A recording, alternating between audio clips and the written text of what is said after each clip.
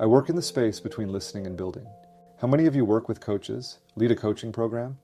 If I asked whether the program as a whole is learning from itself, would you know how to answer that?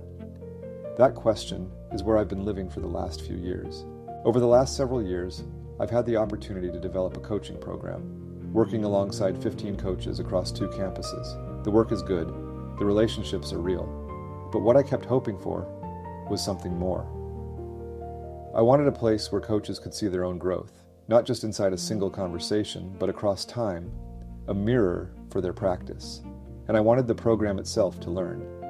I could describe my own observations, I could share stories of teachers who grew, but if someone asked, "What evidence do you have?"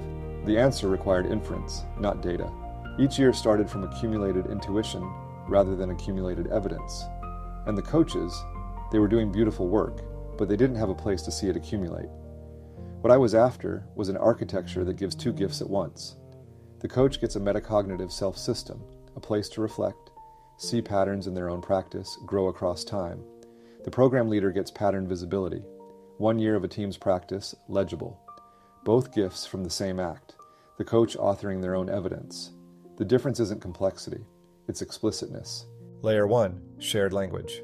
I tried to count coaching cycles, put a drop down in a survey, and immediately realized we didn't even agree on what a coaching cycle was. The drop down required shared meaning. We didn't have it, so we built one.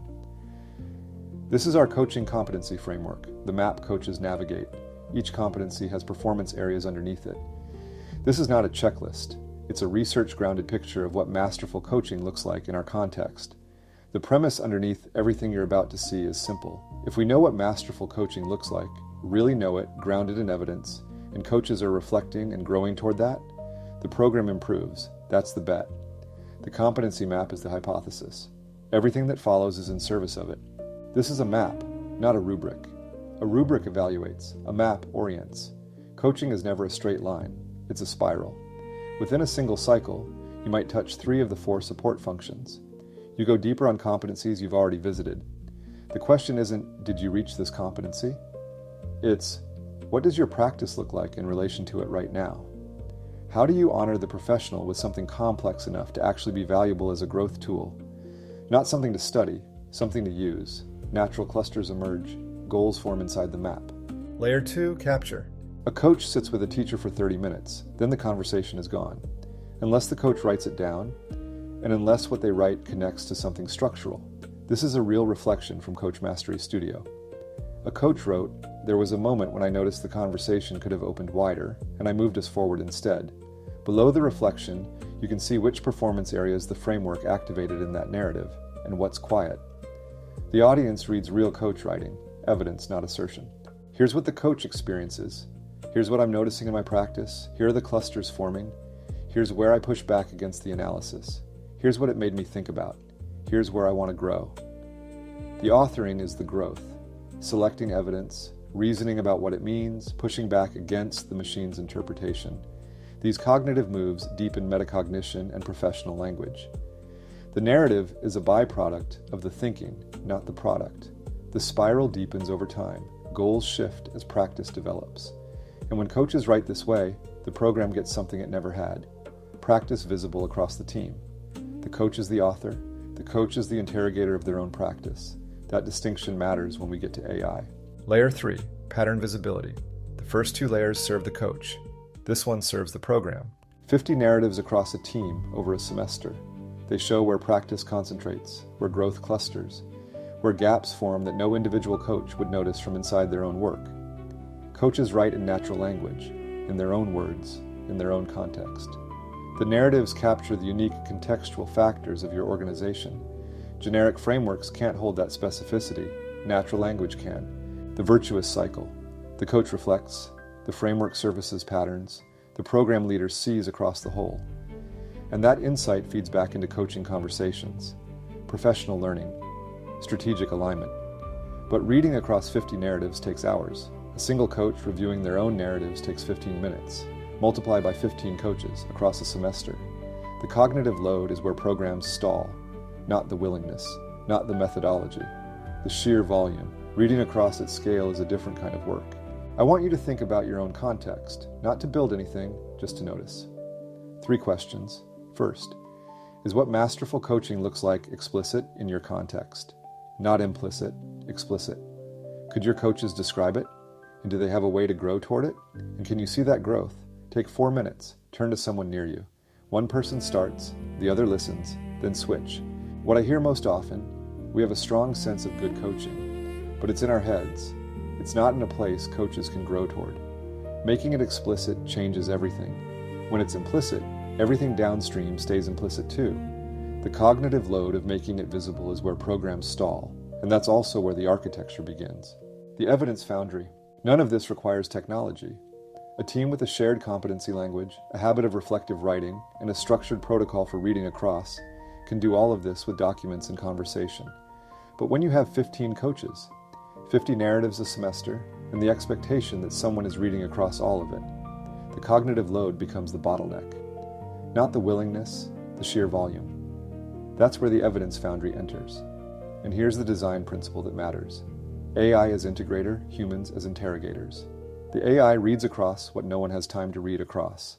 The humans question what the integration surface is. The division of labor matters.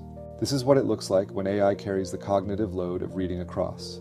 Not replacing the coach's reflection, not evaluating the practice. Reading across narratives mapped to a shared framework and surfacing. Here's where practice concentrates. Here's where growth is clustering. Here's a gap no individual coach would see from inside their own work. The AI is not the intelligence in this system. The coaches are the authors. The coaches are the thinkers. The AI is the integrator. It reads across what no one has time to read across. It holds the volume. It surfaces the patterns. It doesn't make the meaning. 2 domains. On the left, the complicated. This is where expertise can trace cause and effect. AI handles this. Pattern detection at scale. Integration across 50 narratives. On the right, the complex.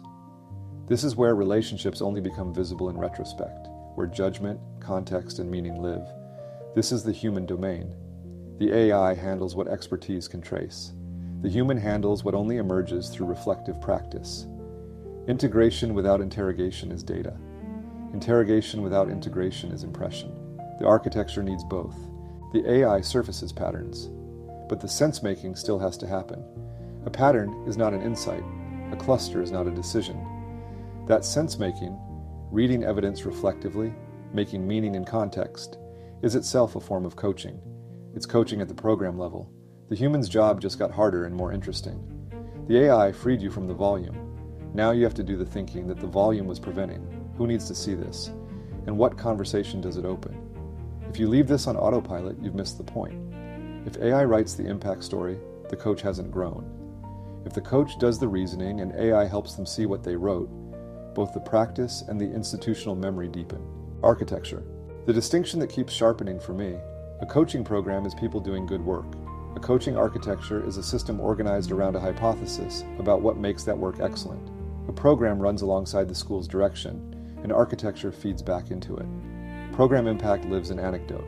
Architecture produces impact by design. Each year of a program starts from intuition. Each year of an architecture starts from evidence. 3 things the architecture makes visible. What growth looks like, that's shared language. What actually happened, that's capture. And what patterns emerge across the whole, that's pattern visibility. When those 3 are visible, the program stops running alongside the school's direction and starts feeding back into it. Knowledge survives turnover. When a coach leaves, their synthesis is frozen, not lost. The next person inherits evidence, not just a role description. The difference is not complexity, it is explicitness. I integrates, humans interrogate. The architecture holds both. You don't need this platform. You don't need any platform. You need a hypothesis about what makes coaching excellent in your context. You need mechanisms for coaches to grow toward it. You need to see that growth across the team. And you need clarity about who is doing what kind of thinking. That's the architecture. Everything else is implementation. If you want the full version of this story, the 3 layers, the design choices, what the architecture demands and where it fails, I wrote it up as an essay. It's on my site. And if you're sitting with one of those layers and want to think it through for your own context, I'm here for the rest of the day. Come find me. Thank you.